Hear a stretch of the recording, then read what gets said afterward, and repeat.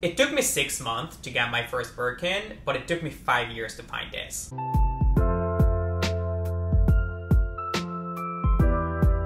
Hi guys, my name is JPS and welcome back to my channel. In my last video, we talked about some of the new bags that will be launching from Hermes in the very near future. And I came to realize how often Hermes actually resurrects bags from previous collections, slightly tweaks them, and then pretty much presents them as brand new over and over again. So today we'll be talking about 5 Hermes pieces that were supposed to be limited edition and seasonal, but then were later on reissued. So if you want to find out which recent launches were not so groundbreaking from the brand, then please keep on watching.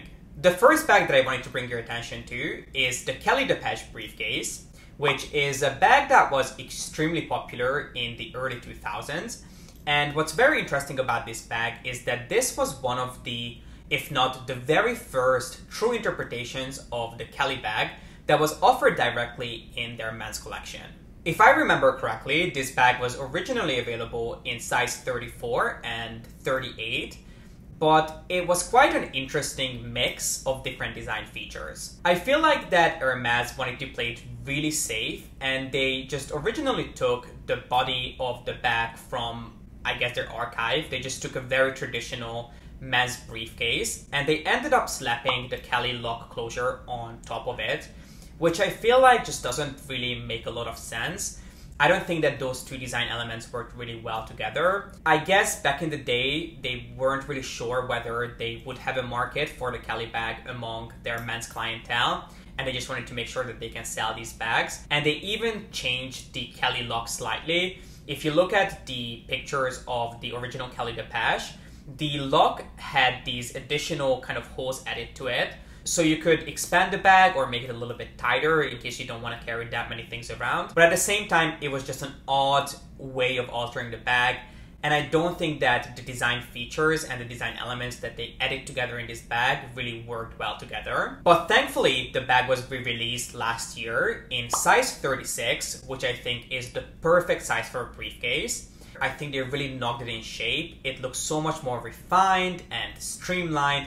The design is more contemporary, and I actually find that it's more true to the masterpiece, which of course is the Kelly bag. The way they did the handle on this bag is personally my favorite design detail. It really reminds me of the handle on the Mini Kelly 2. I think they did an incredible job with this, and I think it looks so much more modern and aesthetically pleasing and well put together. I don't think any of the design elements look out of place, and I just find that this really is perhaps a more masculine interpretation of the original Kelly bag.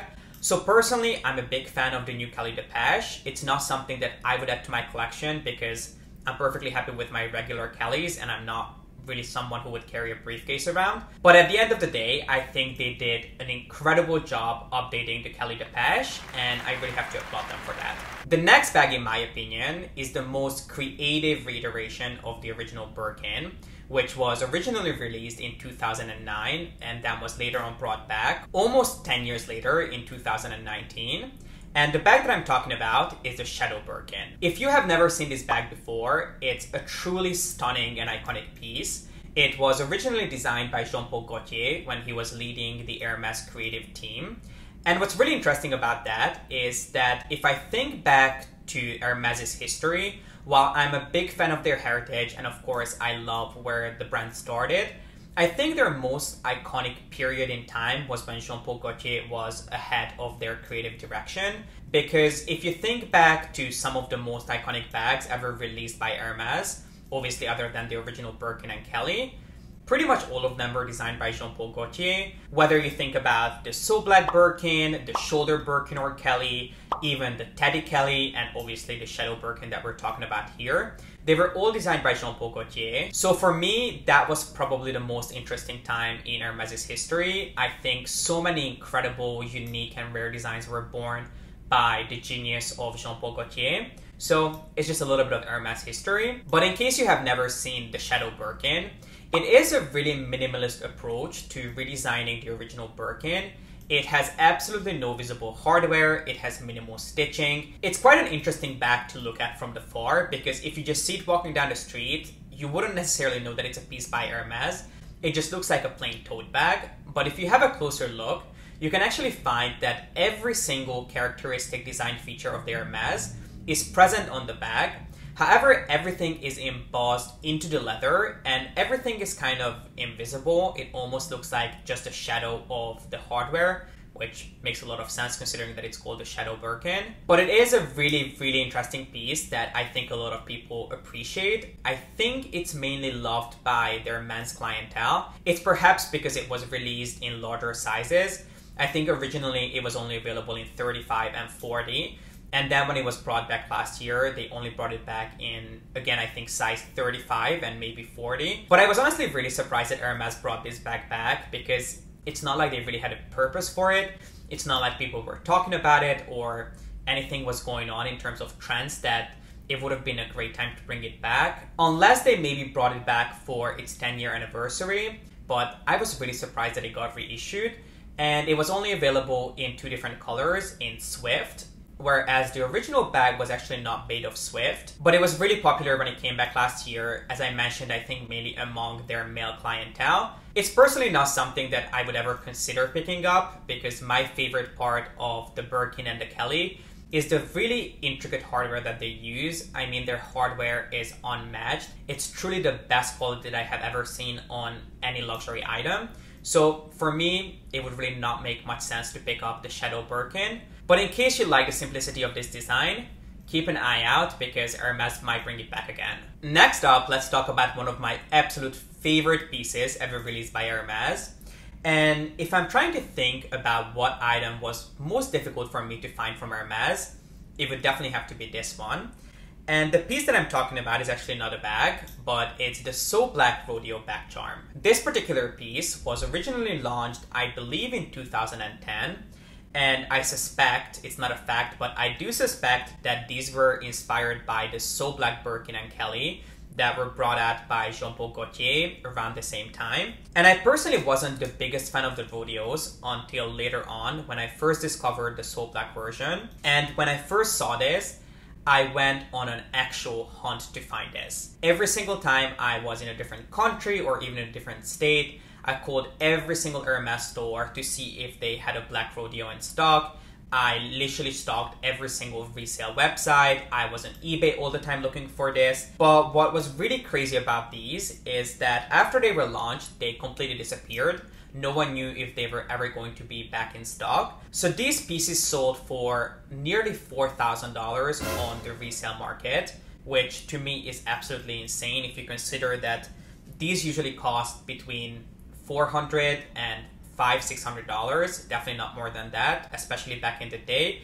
It must have been even cheaper. But if I want to be honest, I was so obsessed with these that I came really close to buying one of these on eBay, probably once or twice for almost $4,000. And I'm really glad that I never did because these ended up coming back into production the end of 2018, the beginning of 2019. And I was able to pick this bad boy up in every single size last year, starting from PM all the way to the GM. This is the GM size.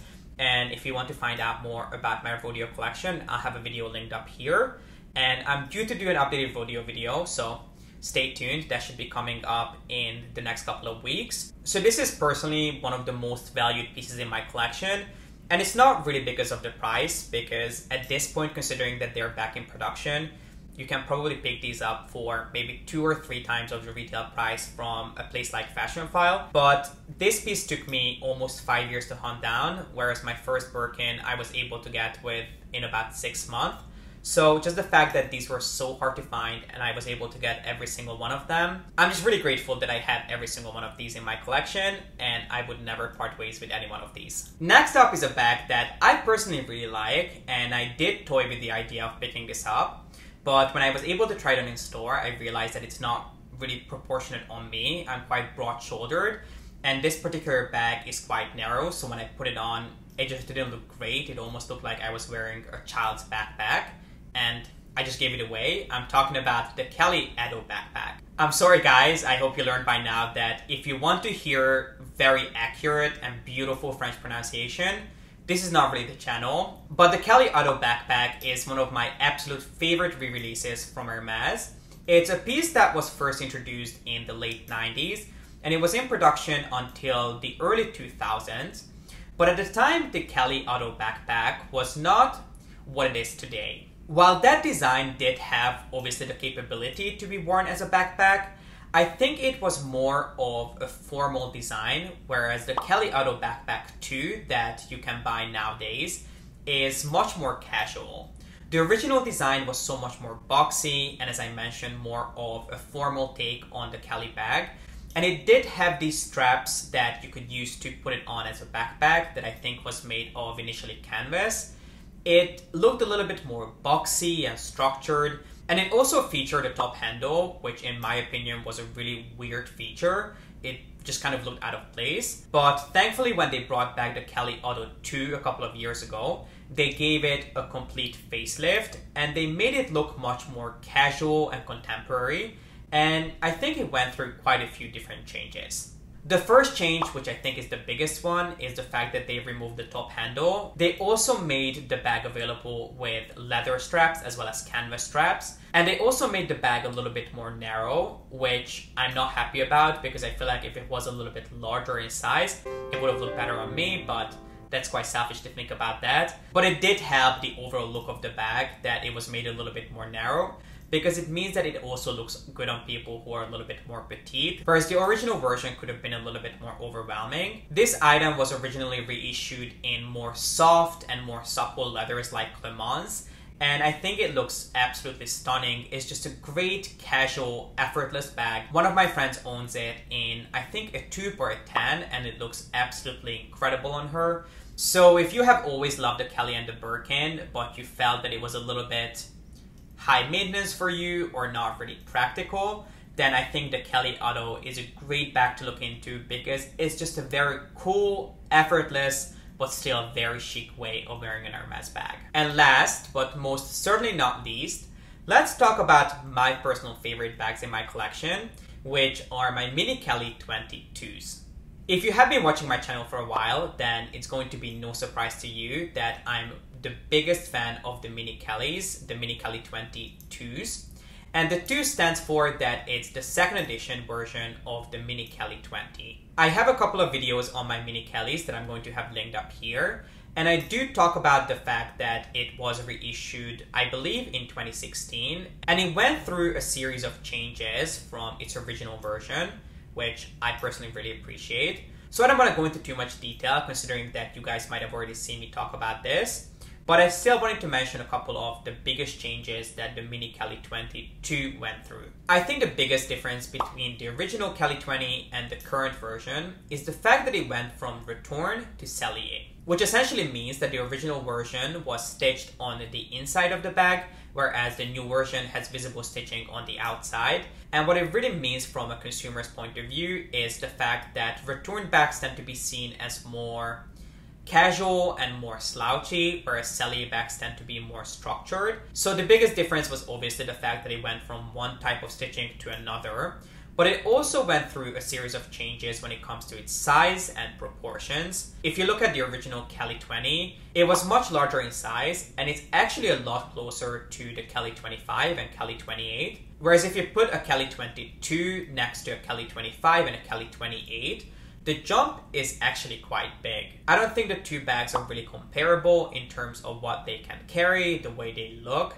I think the Kelly 20 is quite a bit smaller than the 25, and while it might measure to 20 centimeters, whereas the 25 is 25 centimeters, that 5 centimeters makes a huge difference when it comes to the current designs. Whereas I find that the original Kelly 20 was just simply a smaller version of the 25. Personally, I was not the biggest fan of the proportions of the original vintage Kelly 20, whereas I'm the biggest fan of the Kelly 22 now. And this is it, guys. This completes my video on 5 bags that were resurrected by Hermes. Please let me know in the comment section down below if there are any bags that you wish were brought back into production. And if you enjoyed this, please make sure to give it a thumbs up and don't forget to subscribe. And as always, thank you so much for watching. I appreciate you being here and I hope to see you in the next one.